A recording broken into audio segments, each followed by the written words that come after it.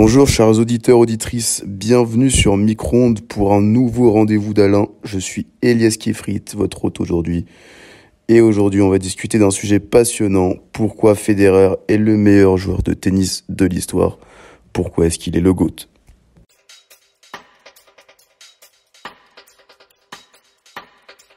Je vais faire un distinguo bien précis. Pour moi, il y a toujours eu dans la vie journaliste et journaliste, presse et une certaine presse ou une autre presse.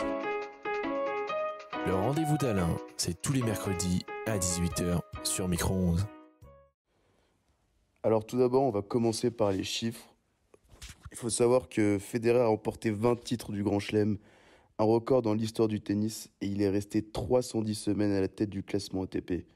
Seul Djokovic a su dépasser ce record. Mais alors, est-ce que ces chiffres-là sont suffisants pour prouver qu'il est le meilleur joueur de tous les temps? Les titres du Grand Chelem sont certainement un critère important pour déterminer le meilleur joueur de tennis de tous les temps, mais il y a d'autres aspects à considérer. C'est un joueur polyvalent, il a dominé le tennis sur toutes les surfaces, l'herbe, la terre battue, le dur, mais il a aussi remporté un record de 6 titres d'ATP World Tour Finals, ainsi que 103 titres de l'ATP en simple, un autre record. Et c'est surtout un joueur extrêmement talentueux avec une esthétique unique, encore jamais vue. Euh, Beaucoup d'experts et beaucoup d'observateurs du tennis considéraient Pete Sampras comme l'idéal esthétique de ce sport.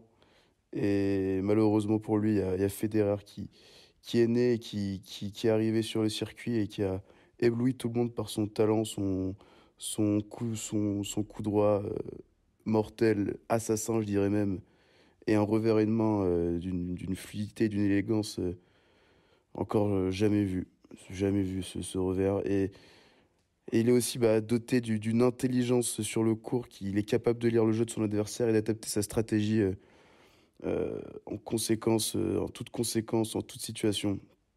Et, et son jeu, c'est sa capacité à réagir, c'est d'une fluidité, d'une coordination et d'une agilité exceptionnelle.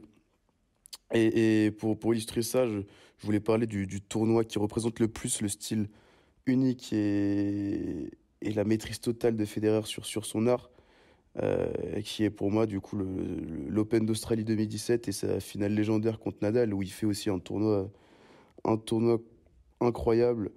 Et, et, euh, et voilà, c'est cette finale contre Nadal où il nous éclabousse de tout son talent et nous livre une performance historique pleine de sérénité, de maîtrise technique et mentale. Et surtout, il faut surtout pas oublier qu'il est le joueur le plus dominant des années 2000. Il a réduit le palmarès de nombreux joueurs de l'époque à néant et a surdominé la concurrence, surtout entre 2003 et 2008. Et, hum, et il faut pas oublier qu'il a aussi défini les standards modernes du tennis et du jeu qu'on connaît aujourd'hui. Et que si des joueurs comme Alcaraz existent aujourd'hui, c'est grâce au talent de Roger et à ce qu'il a montré plutôt dans sa carrière et tout au long de sa carrière. Et comme j'ai dit, donc là, il est il peut être considéré comme un joueur élégant et respectueux sur le court, mais, mais c'est aussi un joueur en dehors du court immense. Il est incroyablement talentueux, il est respectueux, élégant, mais il est connu aussi pour son fair play, son respect envers ses adversaires, envers les arbitres, les fans. Il est charismatique, il est un comportement qui a toujours été exemplaire et une aura en dehors du tennis qui est immense. Et il entre même dans les débats de meilleurs sportifs de l'histoire. Il a ouvert le tennis à des marchés asiatiques et du Moyen-Orient aux nouveaux riches. Il a fait aussi aimer le tennis plus que n'importe quel autre joueur à des millions de personnes. Et, euh, et aussi, il faut noter aussi sa carrière, sa longévité dans le sport. Il a une des carrières les plus longues du sport. Et est-ce que ça, justement, ça peut contribuer à sa réputation de meilleur joueur de tous les temps? Ouais, il a connu une carrière extrêmement longue, ce qui est rare pour un tennis professionnel. Il a été compétitif pendant plus de 2 décennies, pardon. Il a remporté des titres à différents stades de sa carrière contre différentes générations de joueurs. Et ça témoigne de son niveau de forme physique de sa légèreté incroyable et surtout de son engagement vers le sport. Et ça montre aussi qu'il est capable de s'adapter à l'évolution du jeu, à l'évolution des générations, des nouveaux types de joueurs et de aussi rivaliser avec les meilleurs joueurs de différentes générations et d'asseoir sa domination sur plusieurs générations.